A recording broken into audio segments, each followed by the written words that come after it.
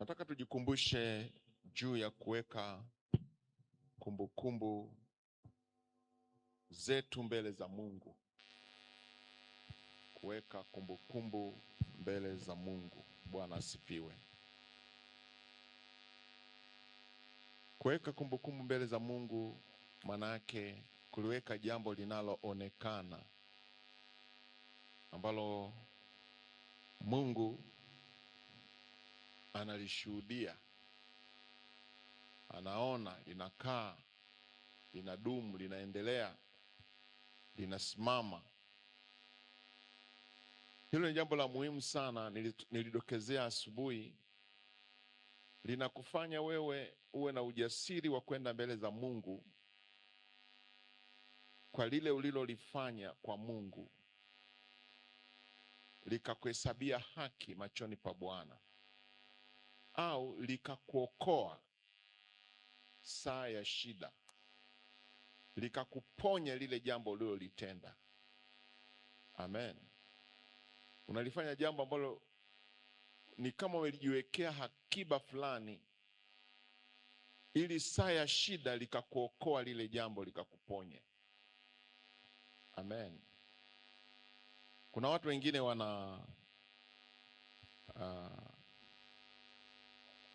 babangu mimi alikuwa daktari. Sasa alikuwa mwema, hakuwa mtu mbaya. Sasa kuna wakati nilikuwa naenda mahali wanasema, kumbe wewe ni mtoto wa Mnong'one. Yule mtu alinisaidiaga sana. Hebu njoo twende. Kwa hiyo nilikuwa napata favor fulani, sio kwa sababu ya mimi, lakini kwa sababu ya jina. Aliposikia jina fulani ni wewe, akasema kumbe ni wewe. Baba yako ndio yule fulani. Akasema ndio yule baba yangu yeye. Akasema kwa hiyo napata special treatment. Kwa manake mzee wangu alipokuwa anafanya jambo jema, kumbe alikuwa anawekeza. Vingine havikuwa kwa ajili yake yeye, inawezekana angekuwepo vingemsaidia, lakini alisaidia hata na watoto wake wakapata kupona katika kitu kile alichokifanya. Sasa ukiangalia mfano huu mdogo, Biblia inazungumza kwamba Mungu anakiangalia kizazi chako mpaka kizazi cha ngapi? Cha 4. Kwa nini Mungu anaangalia mpaka kizazi cha 4? Kwa sababu kizazi cha kwanza kuna kitu kimefanya na kimebaki kumbukumbu mbele zake mpaka kizazi chake cha 4. Sasa basi kiwe kizuri. Amen. Kiwe kizuri. Kwa nini kikiwa kibaya, wewe uliyefanya ubaya utatesa mpaka kizazi cha ngapi? Cha 4. Bwana asifiwe. Kwa hiyo wakati mwingine tuangalie vile tunavyotenda hasa mbele za Mungu, kwa sababu Mungu anaangalia yale tunayoyatenda. Na usifanye kama uliyelazimishwa, ila kwa sababu tu unampenda Mungu. Fanya kwa kumpenda Mungu. Mara nyingi jambo unalolifanya kwa sababu tu unampenda Mungu linakuwa na nguvu sana katika maisha yako kuliko jambo lolote lile, kwa sababu ule msukumo unasababisha ni muunganiko wa mahusiano yako wewe na Mungu. Kwa hiyo ni kama unatengeneza daraja kati yako wewe na Mungu ambalo haliwezi kuharibiwa na mtu yoyote. Bwana Yesu asifiwe sana. Haleluya. Tulikuwa tunasoma kwenye Sunday school leo. Kwa wale ambao walikuwepo kwenye Sunday school, walikuwa wanazungumza habari za manabii wa uongo au watumishi wa uongo, na wakaelezea ndani mule kuna watumishi kwa ajili ya maisha yao, pesa. Wanakwenda kufanya kazi kwa ajili ya kupata pesa na mambo kama hayo, mafanikio katika maisha yao. Watu kama wale, hata kama watumike namna gani, unategemea kutakuwa na kumbukumbu mbele za Mungu? Hamna. Kwa sababu wanachokitafuta wao ni kile ambacho ni wamejilipa wenyewe. Tofauti na wewe unapofanya kitu kwa sababu tu unampenda Mungu, unawekeza kwa Mungu wako. Kwa hiyo unasababisha liwepo kumbukumbu. Sasa mimi nataka tuangalie baadhi ya watu katika Biblia waliofanya kazi au waliotumika machoni pa Mungu ikawa kumbukumbu mbele za Bwana, ili tuweze kuwaiga watu wa namna hiyo, ili utumishi wetu sisi usiwe wa hasara. Amen. Namuomba Mungu utumishi wangu mbele zake usiwe wa hasara. Na mimi nakutakia na wewe heri, Mungu utumishi wako uwe wa faida. Hata kama unafanya kitu kidogo, japokuwa hakuna kitu kidogo, isipokuwa sisi wanadamu ndio tunapima kwamba hiki cha huyu ni kikubwa, huyu cha kidogo, lakini mbele za Mungu vyote inategemea how serious you are. Uko makini kiasi gani katika hicho unachokifanya ambacho wengine wanakiona kidogo, lakini wewe kwa Mungu ni kikubwa. Bwana asifiwe. Na vitu vile mara nyingi tunavyovifanya kwa ajili ya kumpenda Mungu, hakuna anaweza akakuvunja moyo au kukatisha tamaa, kwa sababu wewe unajua unemtumikia. Amen. Unaweza ukatumika eneo fulani ukapata mashambulizi fulani katika maisha yako ya hiyo huduma. Sasa yale mashambulizi unayoyapata ukiwa mlegevu, utaacha. Na ukiacha umefeli. Kama ni mtihani wako tayari umefeli, umeushindwa. Amen. Kwa mfano unasema kwa sababu ya kumpenda Mungu anasema na kwenda kufanya usafi kanisani. Nachukulia mfano mdogo. Alafu mtu mwingine anasema kwamba na huyu naye sijui anataka amuone mchungaji kwamba yeye ndo anafanya usafi huko ndani kila siku. Alafu wewe neno lile likakusikia, ukalisikia. Aya, mimi wananishambulia, naanza kunungunika moyoni. Afadhali niache tu. Unaacha. Umefaulu, umefeli. Bwana asifiwe. Na wakati mwingine hata mchungaji haja kuona. Amen. Haleluya. Kitabu cha Luka sura ya 7 mstari wa 1 mpaka wa 5.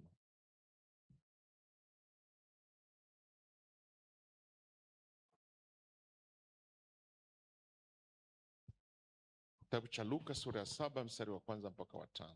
Inasema, alipokwisha kuyamaliza maneno yake yote masikioni mwa watu, aliingia Kapernaum, na mtumwa wake akida mmoja alikuwa hawezi, karibu na kufa, naye ni mtu aliyempenda sana. Aliposikia habari za Yesu, alituma wazee wa Wayahudi kwake kumwomba aje amponye mtumwa wake. Nao walipofika kwa Yesu, walimsihi sana wakisema, amestahili huyu umtendee neno hili, maana analipenda taifa letu, naye alitujengea sinagogi. Amen. Bwana asifiwe. Nataka tuzungumze habari za huyu mtumwa. Mtumwa wake akida. Mtumwa ni kama mtumishi wa akida. Huyu alikuwa anafanya kazi nyumbani kwa akida, na akaugua. Biblia inasema hawezi, manake akaugua, na maandiko yanasema karibu na kufa, manake alikuwa maututi. Ingekuwa amepelekwa katika hospitali zetu hizo, manake alikuwa ICU, anapumulia mashine. Bwana asifiwe. Kwa hiyo inawezekana watu waliokuwa wanamfahamu pamoja na akida wenyewe wakawa katika hali ya huzuni sana. Unajua mtu akiumwa katika hali kama hiyo, kunakuwa na simanzi katikati ya familia, katikati ya jamii. Hapa inavyoonyesha hata katikati ya kanisa aliyokuwa anaabudia huyu. Kanisa lote likawa katika hali ya huzuni sana. Kwa hiyo anasema huyu akida ambaye alisikia habari za Yesu akawaita wazee wa Wayahudi kumwomba aje amponye yule mtumwa wake. Kumwomba nani? Bwana Yesu aje amponye yule mtumwa wake. Nao walipofika kwa Yesu, wale wazee walikuwa wanafahamu habari za huyu kijana, alikuwa anaumwa sana, na walibeba jambo lile kwa uzito, kwa sababu wanamfahamu. Kusema yule kijana anaumwa, yule kijana anayejitoa kwa kweli, yani Mungu amtetee, Mungu ampiganie. Kwa hiyo walikimbia wakaenda kwa Bwana Yesu. Nasema nao walipofika kwa Yesu walimsihi sana, kusema mtu amestahili umtendee hili. Yale ambayo ametenda katikati yetu amestahili, yani kupona kwake huyu ni muhimu, anastahili aishi. Amen.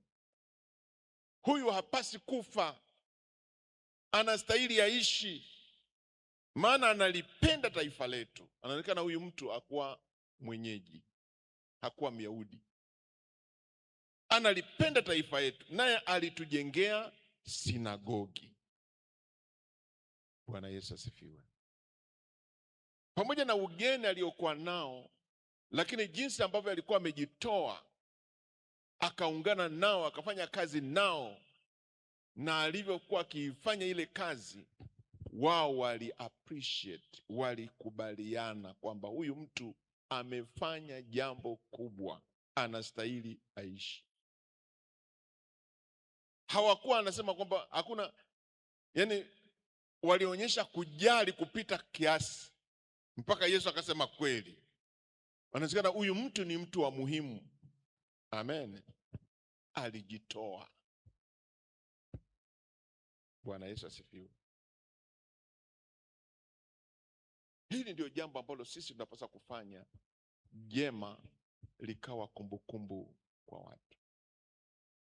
Huyu mtumwa alipokuwa anafanya hii kazi, huyu mtumishi wala hakujua kwamba siku moja ataumwa.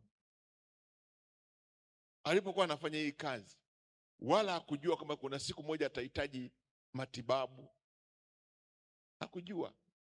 Alikuwa anafanya tu kwa sababu moyo wake ulikuwa unapenda kufanya, na hakuna aliyekuwa anamsukuma afanye. Huyu akida anasema alimpenda huyu mtumishi. Amen. Unajua ukifanya kazi afu bosi wako mpaka anakupenda, mpaka bosi anakupenda, yana anakuwazia mema, akienda nje au mahali popote pale mpaka zawadi. Bwana asifiwe. Kumbe kuna dada mmoja pale nyumbani kwetu, yani ikienda huko Ulaya, vile ninavyomnunulia Ana na Viki na yule lazima nimnunulie. Tena sio kwa sababu eti mmoja bei ghali mwingine vyote sawa. Kama nanunua $10 zote ni $10. Kwa sababu nilimwona yana anatufaa, anatusaidia. Bwana asifiwe. Anachovaa ndo anachovaa wengine, anachokula, yani ndio alivyokuwa huyu mtumwa. Bosi akikupenda anakuwazia aliyo mema. Kwa hiyo alipoumwa, ingekuwa huyu ni mbaya, angesema jamaa tulichukua huyo mtumwa wenyewe, tulimchukua mahali fulani, sasa anaugua. Kama akipona sawa, asipopona basi tutamzika. Hawajishughulishi katika afya yako uwe na uzima. Bwana asifiwe. Hujawahi kuona mabosi kama hao? Unaugua, hakuna anayejali, hakuna anayekupeleka hospitali. Anakuambia kwa ngoja tuangalie leo hali itakavyokuwa, labda kesho tutajua kama tutafanyeje. Wakati huo bado hali ni ngumu, una hema, lakini tutaangalia kesho hali itakuwaje. Asubuhi wanasahau hata kukuulizia, wanaenda kazini, hivi umeamkaje? Ndio wanapiga simu saa 4 saa 5 hivi, wewe unajibu tu kwa unyonge, naendelea vizuri. Bwana asifiwe. Huyu alisema ametujengea sinagogi, ametuchangia, amejenga kanisa la Bwana. Wakafurahia na Bwana Yesu akamponya. Ilikuwa kumbukumbu. Walikuwepo watu wa kumwombea. Amen. Kuugua, yeye ameugua pale, yuko mahututi, hajui hata kuongea. Walioomba apone ni wengine, sio yeye. Unaweza ukafika mahali ambapo huwezi mwenyewe kusema, lazima watu wengine wakusemee. Sasa unaonyesha tabia gani mpaka watu wengine wawe na ujasiri wa kukusemea? Haleluya. Bwana asifiwe. Maana wengine wanaweza kuogopa kukusemea. Unakuta watu wengine wanafinyiana chini chini. Bwana asifiwe. Haleluya. Zaburi 45 mstari wa 17. Zaburi 45 mstari wa 17.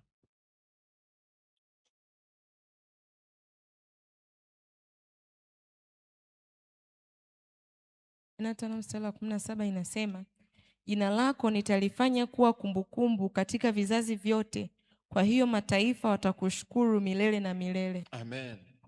Jina lako nitalifanya kuwa kumbukumbu katika vizazi vyote, kwa hiyo mataifa watakushukuru milele na milele. Amen. Isaya 56 mstari wa 5.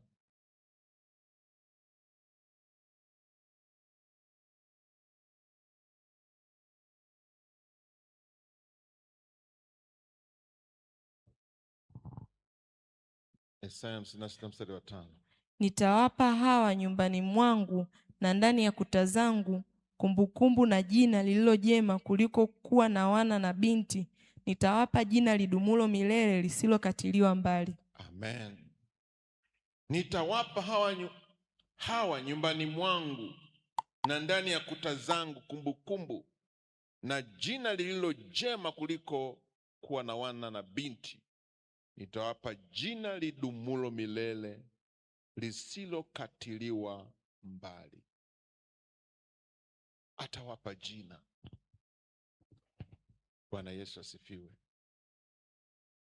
Miaka ya nyuma sana, kwa nafanya kazi bado benki kwa Dar es Salaam. Siku moja nikamwona mtumishi mmoja mkubwa wa Injili akafika pale benki counter. Sasa mimi kilichomleta sijui, kwa sababu hakuwa na account pale, sikumbuki kama alikuwa na account. Mimi nikamwona, nikamfuata pale, nikaenda kumsalimia. Akafurahi, akasema uko hapa? Nikasema niko hapa. Ujambo? Sijambo. Sasa kipindi kile baadaye nikasikia ndani yangu nitoe kitu fulani nimpe. Yaani nikwambia shilingi ngapi niliyompa hiyo? Hata ukinikwambia leo ilikuwa shilingi 3,000. Kwa shilingi 3,000. Lakini wakati ule shilingi 3,000 miaka ile ilikuwa ni pesa mzuri. Akaipokea yule mtumishi wa Mungu. Akasema nikasikia tu anasema akashukuru na Mungu akubariki. Kaondoka. Nilikuja kukutana naye tena baada ya miaka karibu 10. aliponiona, aliponikimbilia, ndio alipokuja kunishuhudia akasema, wewe mimi sikusahau. Bwana asifiwe. Sikusahau. Kuna kitu ulinifanyia mimi nikawa nimesahau. Nikasema, nimekufanyia nini? Unajua mtu akikwambia kuna sikusahau, kuna kitu nimekufanyia, unaweza kusema sijui nimemtukana, sijui nimemfanya nini, sijui nimemfanyia kitu gani.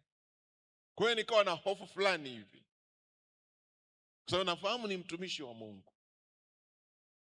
Akasema kuna kitu ulinifanyia, sitakusahau. Nikamwambia, nikufanyia nini mtumishi wa Bwana mimi? Akasema, akanikumbusha. Akasema akasema ulifanya jambo kubwa sana.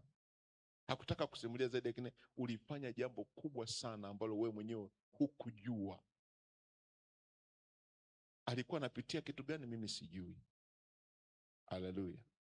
Lakini ilikuwa kumbukumbu mbele zake, na nilikumbusha siku ile. Bwana apewe sifa. Haleluya. Nimewahi kukutana na watu wa jinsi hiyo, sio mmoja. Na nilipofanya sikufanya kwa ajili ya.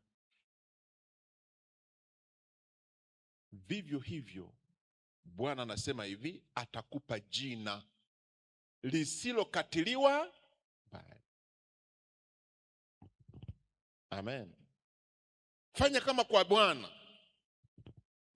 Kuna mtu mwingine katika kitabu cha Wafalme wa Pili sura ile ya 4. Wafalme wa Pili sura ile ya 4.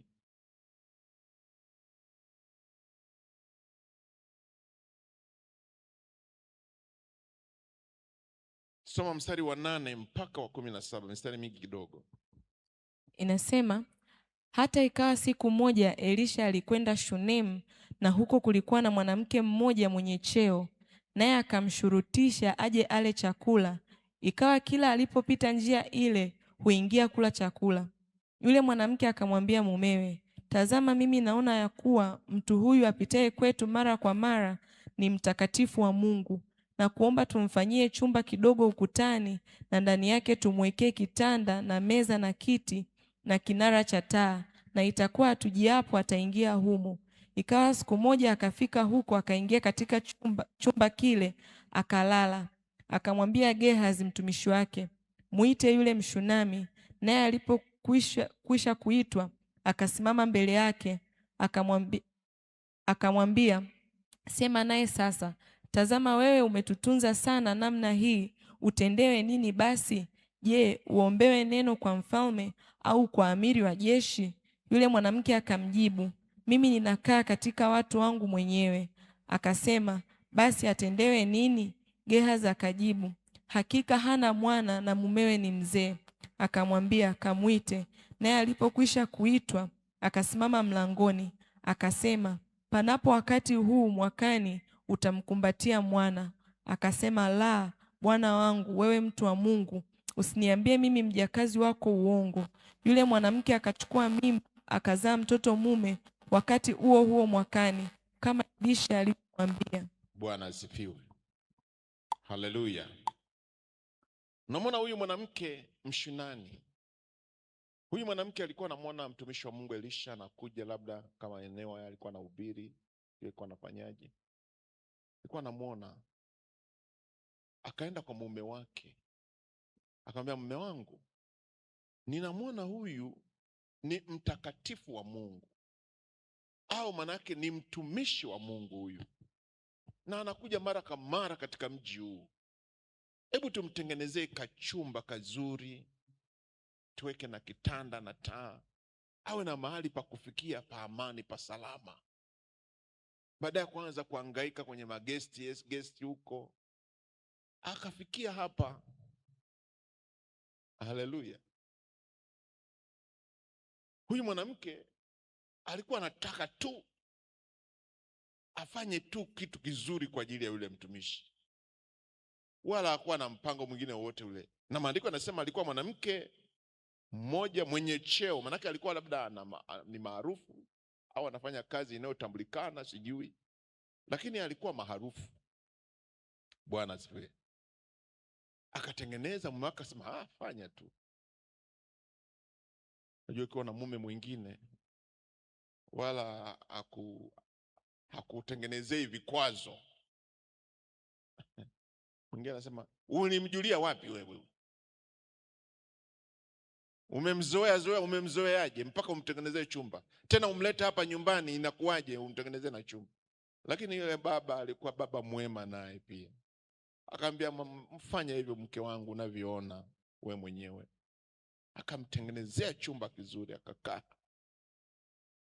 Huyu jambo hili mara nyingi watumishi wa Mungu hao kuwafanyia hivyo huwa wanyamazagi.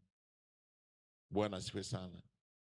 Akasema, wewe mama, akamwita, umetutendea wema huu namna hii, umetutendea huu wema wa namna hii. Nafikiri baba mama akasema, hapana mama, sisi tuliona tu kwamba ukae. Hapana, huu ni wema. Utendewe nini? Tukuombee nini? Kwa sema unachohitaji. Unataka nini utendewe? Tukuombee kwa mfalme? Naona mtumishi Elisha anasema tukuombee kwa mfalme, au tukuombee wapi? Nini unahitaji? Amen. Ngoja nisome hapa. Mstari wa 12, akamwambia Gehazi mtumishi wake, mwite yule Mshunami. Na alipokwisha kuitwa, akasimama mbele yake, akamwambia, sema naye sasa. Tazama, wewe umetutunza sana namna hii. Utendewe nini basi? Je, uombewe neno kwa mfalme au kwa amiri jeshi?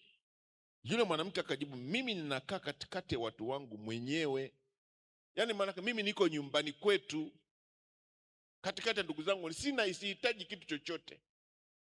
Kama shamba yapo, majumba yapo, kila kitu kipo, hatuhitaji kitu chochote, wala kwamba tuhitaji. Wala tulifanya tu kwa sababu tuliona mtumishi wa Mungu unahitaji. Akasema, basi atendewe nini? Gehazi akajibu.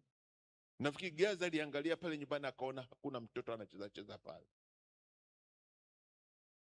na labda ikaa akasema, hivi hapa labda waliuliza watumishi wengine, sasa hawajajaliwa mtoto. Amen. Na hilo jambo kwa wao walishalifuta. Walijua kwamba sisi tutaondoka, tutaishi, tutamaliza duniani siku zetu, tutaondoka zetu, hatukujaliwa kupata uzao. Kwa hiyo jambo hilo halikuwepo mioni mwao la kupata uzao. Bwana asifiwe. Akamwambia, kamwite na baba. Mwite na baba. Na alipokwisha kuitwa, akasimama mlangoni, akasema, panapo wakati huu mwakani utamkumbatia mwana.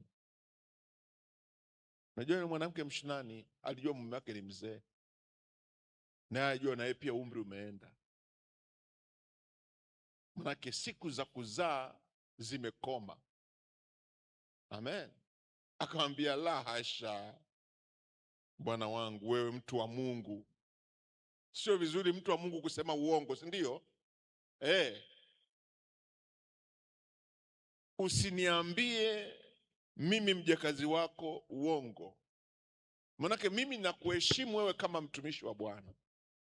Ukisema neno ambalo halipo, utakosea, utaharibu utumishi wako, utakuwa umesema uongo. Amen. Si vema mtumishi wa Mungu kusema uongo. Lakini yule mama baadaye akachukua mimba, akazaa mtoto. Bwana asifiwe. Haleluya. Akatendewa kwa sababu ya jambo jema alilolitenda. Tenda wema. Utawasaidi wanasema tenda wema, nenda zako. Bwana asifiwe sana. Inakuwa ni akiba isiyooza ambayo utakuja kuivuna siku usiyotegemea. Maana kila tunachokipanda lazima tutakivuna. Haleluya. Bwana asifiwe sana. Kwa hiyo jinsi ambavyo alikuwa anaendelea kufanya ndivyo alivyoona umuhimu Yeye hakuangalia kwamba ninachokifanya hiki labda ni kitu cha namna gani. Hapana. Bwana asifiwe sana. Huyu mwanamke Mshunami ni mwanamke ambaye wa kujifunza kitu kikubwa sana kwake. Unajua, lakini kina mama ndivyo walivyo wengi. Wana notice haraka. Nafikiri alimuona yule mtumishi haraka sana. Ndio maana alimshirikisha na mume wake apate kibali. Wakaandaa na mahali ambapo ataweza kufika. Kwa hiyo manake alijitoa. Unajua mtu ambaye hakulipi na mtengenezea kitanda, unakwenda kununua na godoro, sio lile alikuwa la Dodoma. Bwana sifiwe. Sasa sijui ilikuwa la Vitaform, sijui ilikuwa la wapi, lakini ilikuwa godoro zuri. Haleluya. Kwa hiyo manake hawa watumishi walifaidika kutoka kwa huyu mwanamke. Walipata kitu. Utumishi wake ulikuwa wa kweli, sio wa kudai kitu. Hakudai kitu chochote. Akaniambia kwamba mnilipe kitu chochote wala.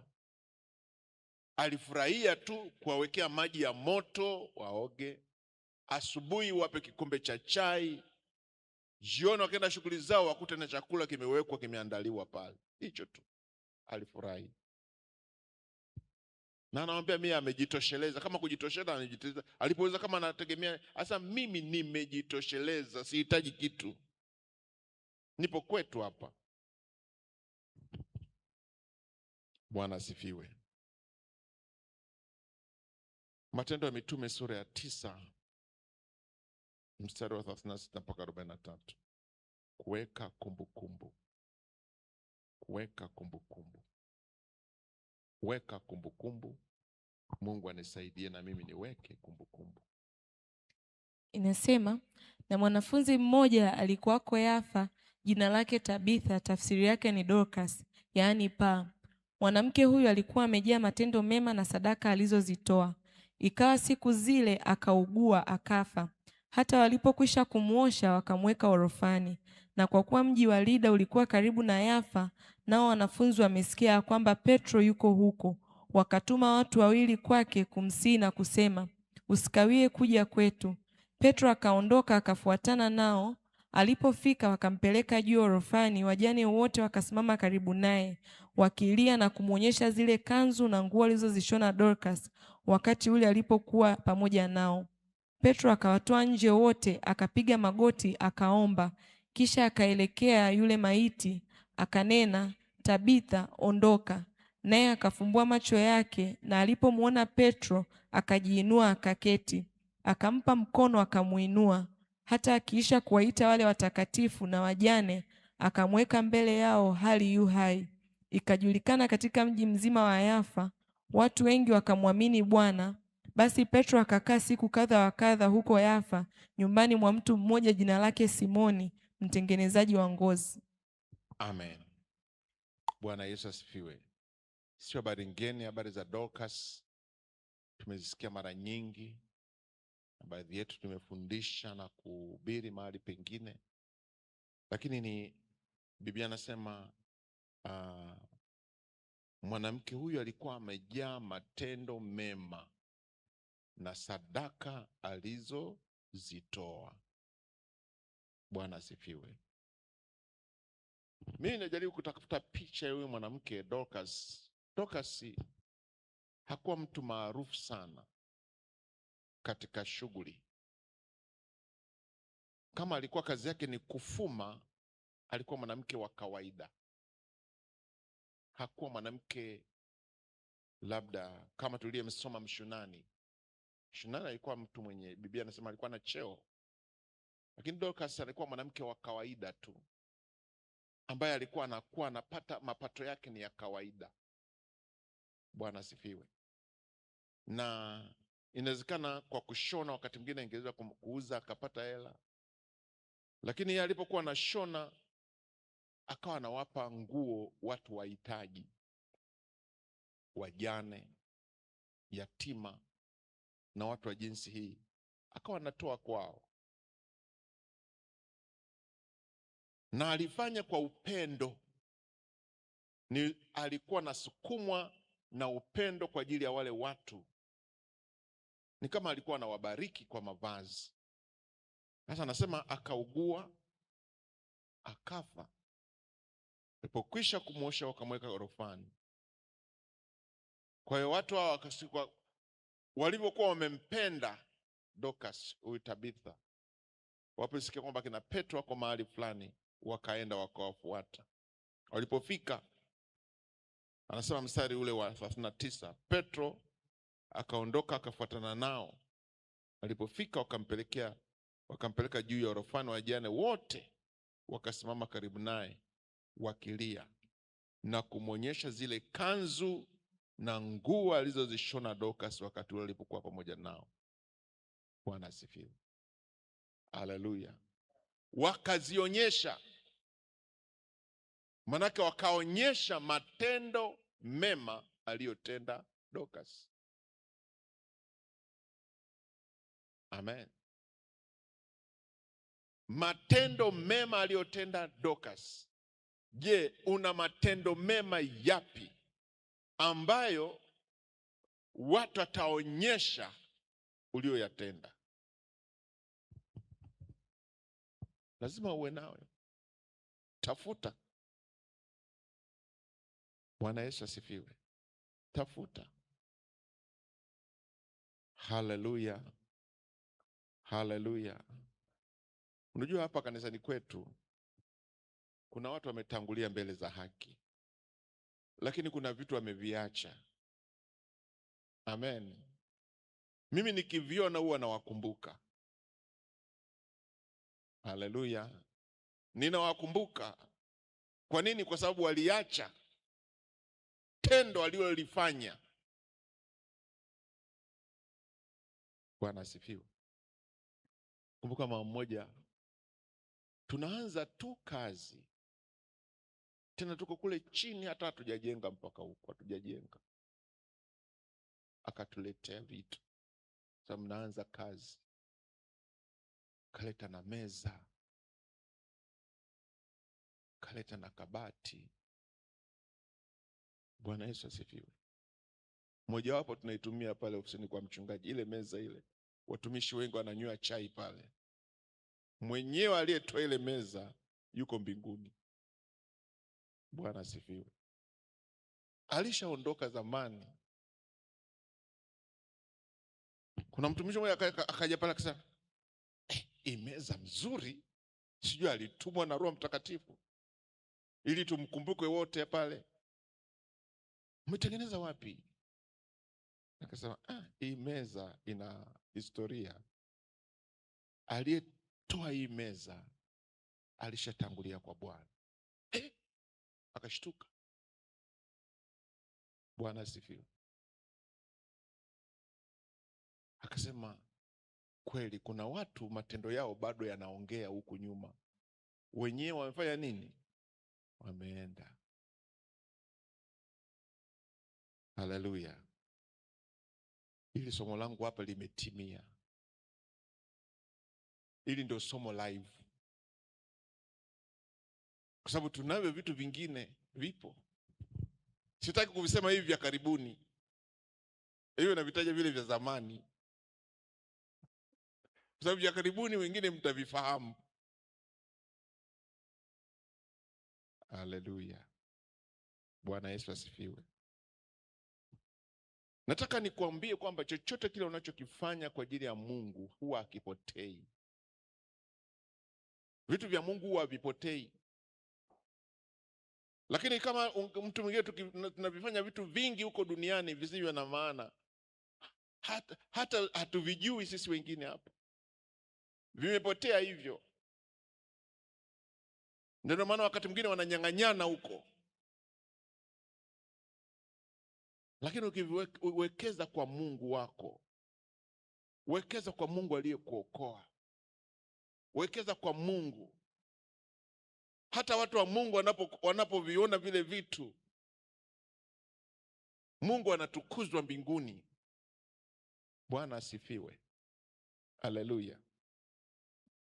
Dorcas, walichofanya wewe ni kumwonyesha magauni. Kila mtu anaonyesha gauni lake. Ona Petro, na mimi hili hapa, na mimi kanzu hii hapa. Vikaanza sasa vilio. Petro, kama Petro alikuwa na machozi ya karibu kama mimi, nafikiri alianza na yeye kulia. Alichofanya toka, akawafukuza ili afanye kazi mwenyewe. Bwana asifiwe. Akawafukuza Petro, mstari ule 40. Petro akawatoa nje wote, akapiga magoti, akaomba, kisha akaelekea yale maiti, akanena, Tabitha, ondoka. Naye akafumbua macho yake, na alipomwona Petro akajiinua akaketi. Amen.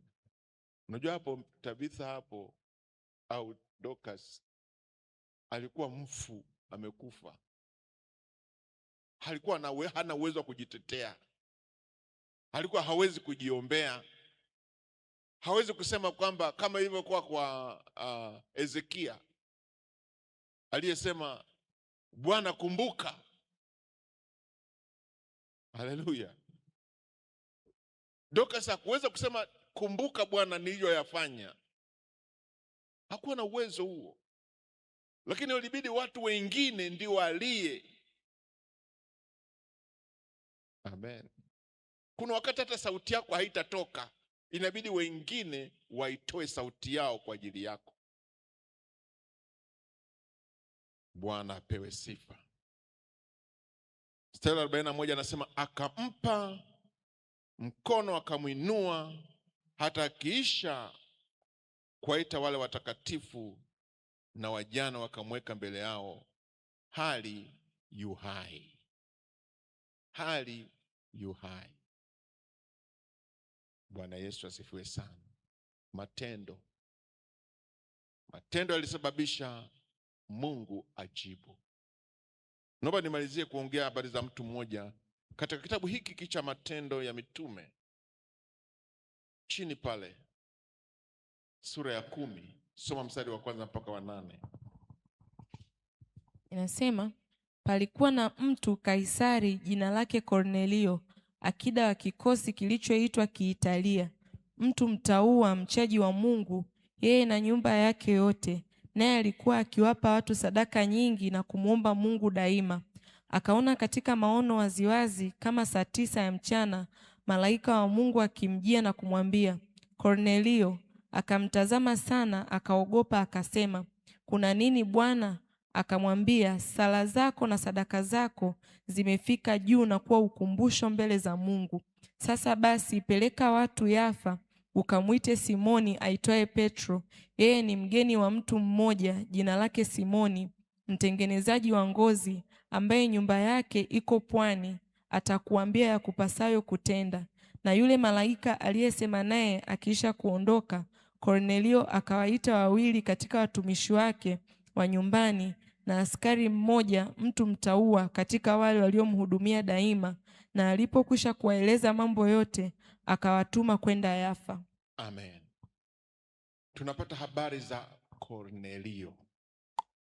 Maandiko yanasema alikuwa akida wa kikosi kilichoitwa Kiitalia. Inaonekana alikuwa na nafasi nzuri huyu Kornelio, lakini alikuwa na tofauti. Alikuwa mtu mtauwa, mchaji wa Mungu, yeye na nyumba yake yote. Na anasema alikuwa akiwapa watu wengi sadaka nyingi. Bwana asifiwe. Maanake alikuwa mtoaji, anawapa watu sadaka, wenye mahitaji anawapa. Haleluya. Bwana asifiwe. Wenye mahitaji alikuwa anawapa sadaka. Mkono wake haukuwa mfupi, alikuwa anaweza kumtolea mtu. Alikuwa na sifa hiyo Kornelio ya utoaji. Bwana Yesu asifiwe. Je, wewe una sifa ipi? Una sifa ipi?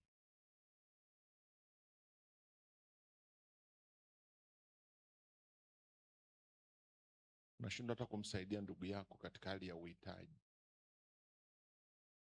na wakati mwingine ukimsaidia utasema na sisi tutajua. Unaona lile gauni alilovaa lile, Bwana asifiwe. Unajaribu kuonyesha kwamba wewe ndio uliyempa hilo gauni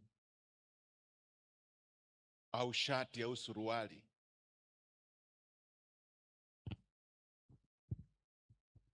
Amen.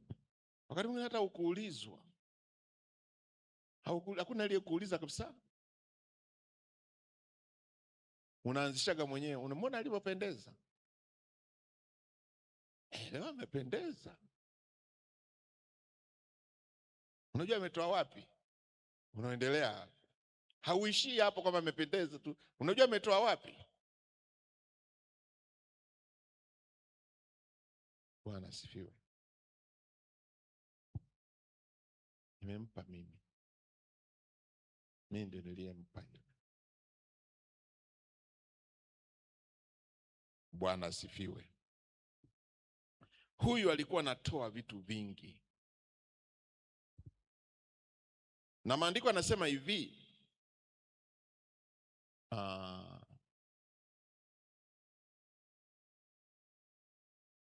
mstari wa 4, akamtazama sana akaogopa, akasema, kuna nini Bwana? Akamwambia, sala zako na sadaka zako zimefika juu na kuwa ukumbusho mbele za Mungu. Sadaka zimefika juu, zimekuwa ukumbusho mbele za Mungu. Amen. Ulijua kwamba sadaka zinakuwa na kumbukumbu huko juu? Ukumbusho. Haleluya. Bwana asifiwe. Maana alitoa sadaka, mwisho sasa ikawa sasa huyo lile jicho kutoka juu mwingine linamtazama anavyotembea, anavyokwenda, anatokea wapi, anaishia wapi. Ikawa mboni ya jicho la Mungu. Na yeye alikuwa hajui kitu gani kinaendelea katika ulimwengu wa roho, kwamba malaika ametumwa kwa ajili yake, hakuwa anajua. Kwa hiyo tunapomtolea Mungu tunazihusisha mbingu na maisha yetu. Amen. Unazihusisha mbingu na maisha yetu mpaka zinakuja.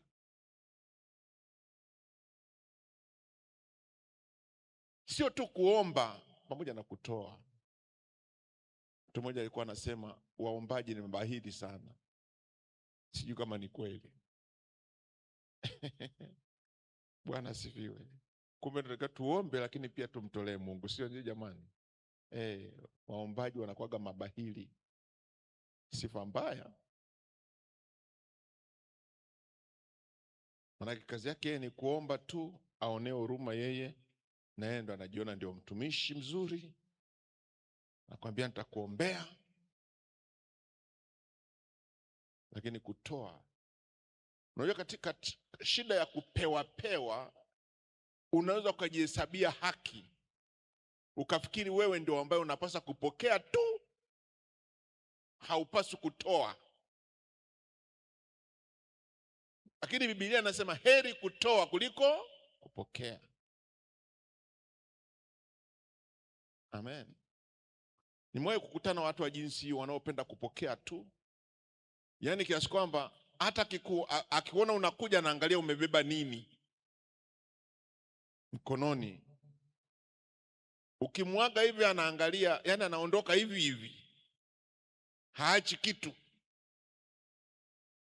Na wakati mwingine anaanza akakusema amekuja mikono mitupu, ameondoka hivi hivi, hata kuacha kitu chochote. Kwa nini? Kwa sababu yeye kila wakati anataka apewe tu, lakini ile spirit ya kutoa ile hana. Katika jina la Yesu siwe na roho hiyo. Haleluya. Wakati mwingine na wewe toa. Bwana asifiwe. Toa na wewe. Tafuta, kama mtu anakupa tu wewe, na wewe tafuta kitu ambacho najua kwamba hiki na mimi wacha nimbariki huyu mtu, na mimi nibarikiwe. Kwa sababu anayetoa ndio atakayebarikiwa siku zote. Wewe unayepokea hutabarikiwa. Amen. Mimi nawaambiaga tunapokuwa katika mikutano yetu ya wachungaji sisi tuwe tunatoa. Bwana asifiwe. Tuwe tunatoa. Jana tulipokuwa kwenye ile hafala, askofu mkuu, mchungaji mgeni akisema kiasi fulani, anaambiwa ongeza.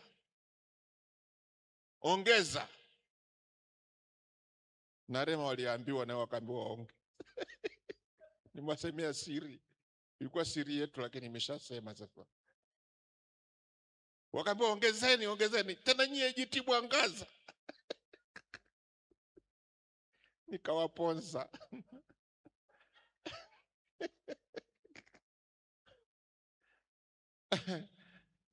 Nilikuwa nimepanga sadaka yangu na mimi kutoa. Sasa nikasema sasa nikiambiwa na mimi niongeze.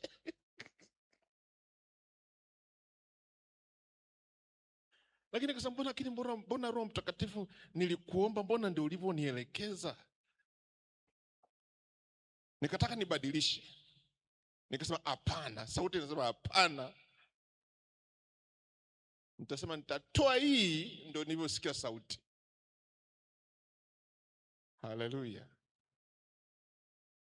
Nilipotoa, Bishop akasema ningeshangaa usingetoa hela kama hiyo. Manake nikapata tiki. Tusimame.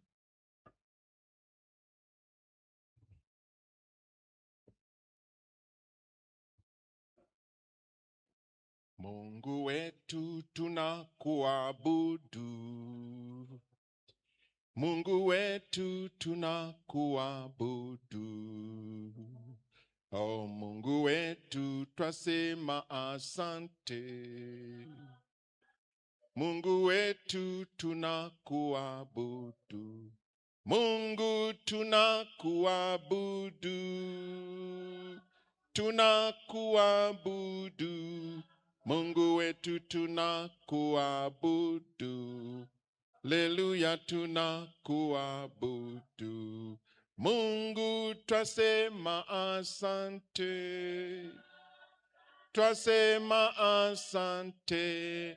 Mungu wetu twasema asante. Haleluya, twasema asante. Tukiwa tumefunika macho yetu, tuko mbele za Mungu. Bwana Yesu alijitoa. Mungu alimtoa Yesu kwa maumivu mengi na makali. Na maandiko yanasema alimtoa mwanawe wa pekee. Manake ndiye pekee aliyekuwepo. Hakuwepo na mwana mwingine. Lakini Bwana alimtoa. Tunajifunza nini? Alitoa kitu cha gharama. Kitu cha pekee. Tunajifunza nini? Tusiwe mabairi. Tusizuie. Tunapozuia tunasababisha milango inafungwa. Atapanyaye ndio abarikiwaye. Anayetoa ndio atakayebarikiwa. Hebu weka kumbukumbu mbele za Bwana. Sio fedha tu, inawezekana ni nguvu zako, kama yule mtumwa wa akida. Inawezekana alitumia nguvu zake tu nyingi kujenga. Inawezekana. Au inawezekana alitoa kitu kidogo alichokuwa nacho, lakini anaonekana alitoa. Tunamwona Dorcas alitoa mavazi. Hakuwa na fedha, lakini alikuwa na mavazi, alikuwa na yashona. Kornelia alitoa sadaka zake nyingi. Hebu tuweke kumbukumbu mbele za Bwana kwa yale ambayo tutaweza kuyafanya katika maisha yetu. Tujiwekee hazina mbinguni, mahali ambapo nondo na kutu haviwezi kula. Hebu muombe Mungu sasa, mwambie akusaidie na wewe uwe na kumbukumbu katika maisha yako ya utumishi wako mbele za Bwana. Baba mtakatifu, ninakushukuru kwa kusema nasi jioni ya leo. Asante Roho Mtakatifu ambaye wewe siku zote unashughulika na maisha yetu. Bwana, unatuwazia yaliyo mema, kutupa tumaini katika siku zetu za mwisho. Mwaka huu 2026 tunatamani Mungu tuweke kumbukumbu ya matendo mema machoni pako Mfalme. Tumepata mfano mzuri wa huyu mtumwa wa akida. Tumepata mfano mzuri wa huyu mwanamke Mshunami. Tumepata mfano mzuri wa Dorcas. Bwana, tumepata mfano mzuri wa Kornelio. Mungu anasema katika neno lako, kwa maneno mawili, kwa mashahidi wawili ama watatu, neno lako linathibitika. Mungu umelithibitisha neno lako kwa ujumbe wa jioni ya leo. Lakini Mungu, tumeona hata katika maisha yetu mahali hapa tulipo, wapo waliotenda matendo mema ambayo yanatembea, yanaonekana, yamekuwa kumbukumbu. Ninaomba Bwana Yesu Kristo ukatujalie neema ya pekee. Hatujafanya kiasi cha kutosha. Mungu nisaidie, msaidie na ndugu yangu pia, afanye kitu kitakacholeta kumbukumbu mbele za uso wako Bwana, tukayafanya mema machoni pako. Asante Roho Mtakatifu kwa kusema na kila mmoja wetu jioni ya leo. Wabariki watoto wako Bwana wa mabwana. Asante kwa ukuu wako, asante kwa uweza wako, asante kwa nguvu zako, asante kwa utukufu wako, asante kwa mamlaka yako Bwana, asante kwa ushindi wako Mungu, asante kwa uponyaji, asante kwa mbegu njema uliopanda katika mioyo yetu Bwana, ikazae matunda 30, 60, 100 kwa utukufu wa jina lako. Ninakushukuru Mungu mtakatifu. Baba wa mbinguni, tumeshinda mahali hapa tangu asubuhi. Tumekuona Mungu kitutembelea na kutuhudumia. Ibada ya Kiingereza, ibada ya Kiswahili, Sunday school, ibada ya jioni, Mungu umekuwepo. Na wakati huu Bwana, tunapoondoka kurejea majumbani mwetu, ninaomba ulinzi kwa kila mmoja wetu. Wale ambao wako safarini na ambao wanategemea kusafiri, tunawakabidhi mikononi mwako. Tunaomba ulinzi kwa kila mmoja. Tunafunga mamlaka za giza, ajali, mikosi, balaa na ila zote za adui zikashindwe. Magonjwa, udhaifu, mauti, vyote tunafunga katika jina la Yesu. Tunaomba Bwana Yesu katulinde tunapoelekea majumbani mwetu. Amani yako Kristo ikatufunike na utukufu wako Mungu kapate kuwa pamoja nasi. Tunajikabidhi mikononi mwako Bwana, nikikushukuru Mungu liye juu, katika jina la Baba na Mwana na Roho Mtakatifu naomba, wote tuseme amen.